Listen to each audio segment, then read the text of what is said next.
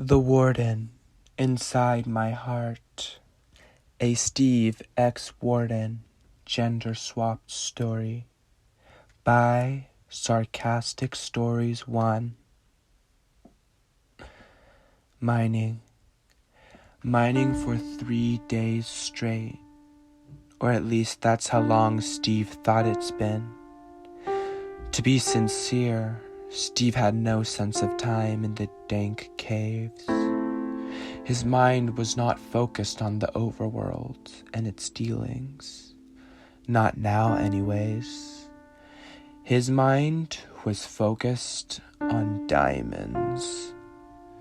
He already had half a stack from his current expedition, but he needed more. Steve's thoughts of diamonds were rudely interrupted by the glowing vines growing in an uncommon lush cave that scattered the expanse of the cave system. The interruption in Steve's thoughts about diamonds shifted his focus to another worry. The lush cave was unfamiliar to Steve. At least this one was. He must have depleted the known area of ores and ventured off from his knowledge of cave systems underneath his base in order to find more precious items. The humid and unusually warm air of the lush cave made Steve start to sweat. The sweat traveling from his tan forehead to his chiseled jaw, then the outline of his chiseled chest and cut abs, his buff appearance being a consequence of the manual labor required for mining. Finally, the drip of sweat disappeared under his loose-fitting linens as it traveled to Steve's nether regions. Luckily for Steve, the warmth of the caves decreased as he left the lush section in favor of the colder dripstone area. As Steve cooled off, his hunger rose. He started fishing for a piece of steak in his bag to relieve him of his starvation. As his hand rose from the bag, he pulled out a dank-looking piece of bread. "Shit," Steve said, realizing his food rations were running low. He had to quickly analyze his decisions. Risk running out of food for diamonds, or follow his torch trail back to his underground base to get more food. He decided on the latter. After all, his hot Minecraft girlfriend was waiting for him, and he probably needed to check up on the base's farms to see how they were operating. He swiveled his waist in the opposite direction, turning back towards the lush cave. However, Steve must have misstepped on his way back. What seemed like a harmless patch of moss, as Steve put pressure on his leg to the mossed ground, turned out to be false, as he fell through a hole that the moss was actually covering. Steve fell from the hole in what felt like hours, only to land in an extremely dim and dank corridor. As Steve's eyes adjusted to the darkness, and he pulled out his torch, he was amazed to see a vast sea of ruined monuments covered in a black purple vine with particles surrounding everything. That's when the temperature hit Steve. It was extremely hot and wet in this dark area, far more than the lush caves. Steve needed to take his shirt off to relieve himself from the sweltering heat. Feeling the contours of his defined pecs and biceps while peeling the sweat-soaked blue shirt off, his muscles rippled as he stretched his hot body to release some of the heat. Being relieved from his shirt, Steve now began exploring the unfamiliar area. He kept hoisting up his linen shorts as they kept falling loose. Each couple minutes of walking caused his loose pants to pass his hips, exposing some of his hair. Steve cursed, reminding himself to get a belt at home if he's able to get out of this deep and dark lair. Steve continued to walk, but the heat was almost unbearable. It was also scarily silent, making Steve wonder where all the mobs went. Due to the unsettling quietness, Steve reasoned it was best to also remain silent. He crouched as he felt the intricate carving of the walls of the many structures that scattered across the dark, what looked like abandoned city. He's only heard stories about the deep dark and what secrets it held. But as he navigated his way through the area, he became more sure of where he was. No longer was the deep dark constrained by rumors, as he was confident that this must be the deep dark. Fuck, Steve thought to himself. He looked down to see that he stepped in some weird contraption. It must have been a skulk trap that his dad told him about in his many tall tales. When he looked up from the contraption, he realized he was in complete darkness. His torch went out, and he was practically blinded due to the darkness. Then, his body constricted. He heard the roar of a beast. The beast. The fabled monster of the deep dark. The Warden. Steve's body was completely frozen, as he internally panicked at the realization that the Warden was not folktale or fiction, but was real. And if the Warden was real, then Steve's death was imminent. His analysis paralysis was cut off as a sharp pain was felt in his stomach. This must be the Warden taunting me, Steve thought aloud.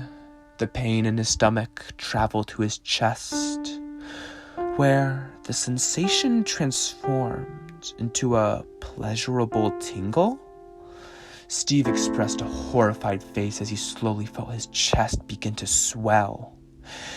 He could only watch as his muscular pecs turned into supple jumbo tits. The new front weight surprised Steve as he shifted from the new growths, the two metaphorical melons jiggling from the slight motion.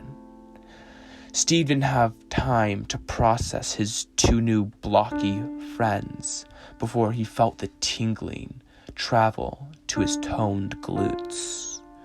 The same thing happened to his pecs the same thing happened to his ass that happened to his pecs.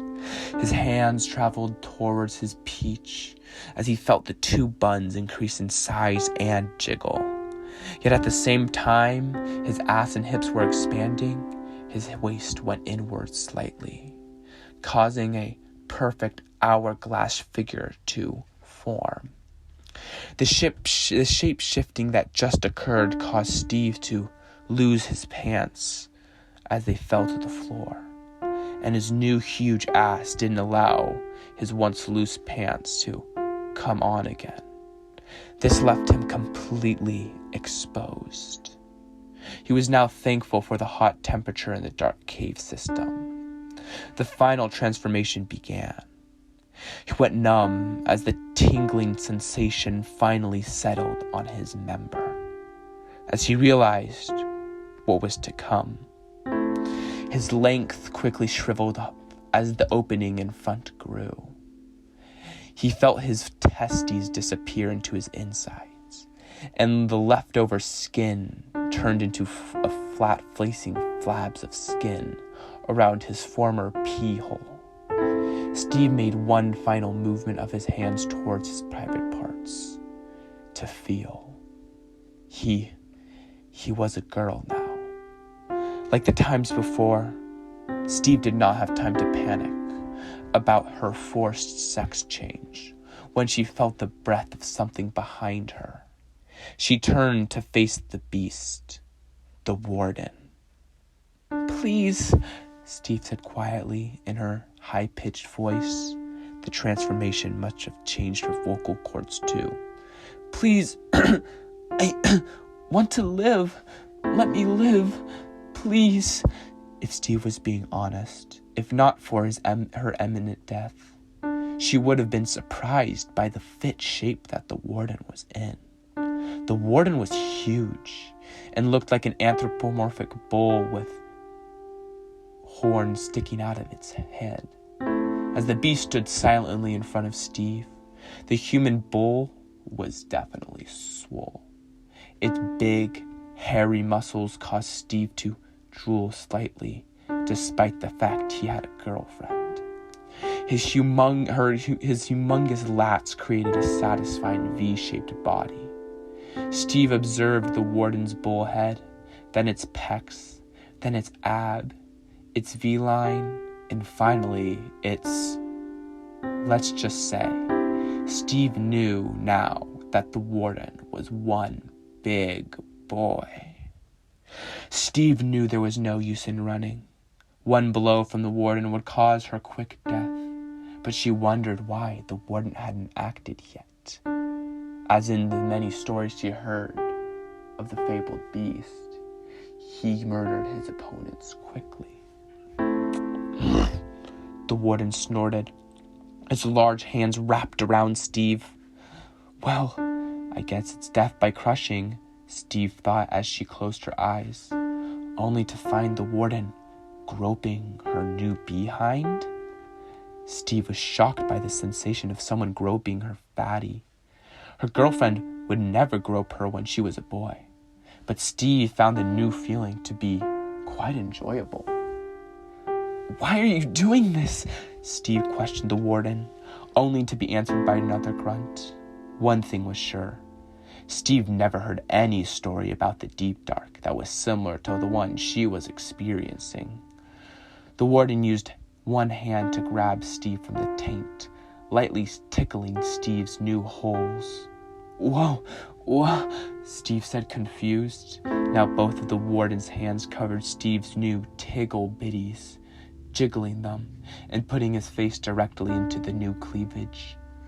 The Warden began motorboating Steve's novel chest, causing Steve's mouth to open from the unfamiliar pleasure. The room seemed to be getting hotter as the Warden continued to fondle Steve's body. The Warden picking up the now girl and putting Steve on his shoulders with the Warden's face in direct contact to Steve's front-facing private parts. The next thing that happened made Steve scream from pleasure as the Warden's tongue entered Steve's chasm. The Warden was a master with his tongue control, making sure to explore every centimeter of the area, doubling back to the areas that made Steve specifically moan even louder. At this point, Steve was shaking from the intense pleasure produced by the tongue play. The Warden seemed to realize that Steve was overwhelmed by the overstimulation of pleasure and laid the Minecraft character onto their back against the wall, a hard stone wall. The cool stone made contact with Steve's naked girl body, causing them to squirm a bit till they relaxed at the cooling sensation. Steve rested for a bit as the Warden lightly massaged Steve's smooth skin. Steve continued in her relaxed state as the Warden's massaging hands traversed the curves of her body till it arrived again at her nether regions. Steve continued to relax as the Warden slowly entered his cubic fingers, Steve accepting it easily due to her calm state of mind. After another couple minutes, the Warden entered another finger. Another couple minutes, another finger. The Warden was slowly opening up Steve.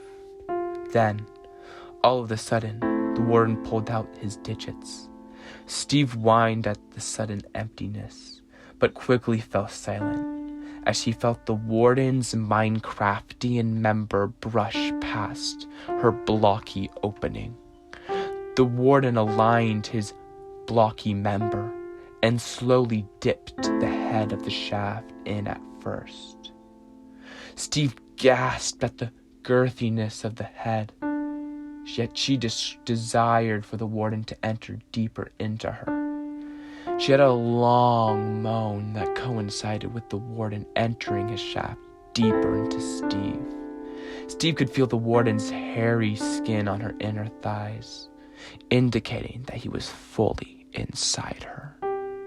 They both paused for a moment, the complete silence of the deep dark filling the moment. Then the warden began to pull out. When he shifted his movement back towards Steve, she screamed at the movement, back and forth, back and forth. Each stroke causing Steve to moan as her body began to have quick spasms from the pleasure. The warden took this as a sign to up the pace. Back and forth, back and forth. Each stroke increased in speed and with force. Steve felt as something inside her was building up, like the incline of a roller coaster, except now Steve was at the top of the metaphorical roller coaster. And the warden's next stroke into her caused that internal roller coaster to plunge down into a slope of dopamine, pleasure, and lust. At this point, the pleasure initiated a fiery and intense orgasm. Steve looked as if she was seizuring while she continued her orgasm. But the warden was close too. He was almost at his full force with his stroke. In and out, faster and stronger, till with one mighty stroke, he put all his force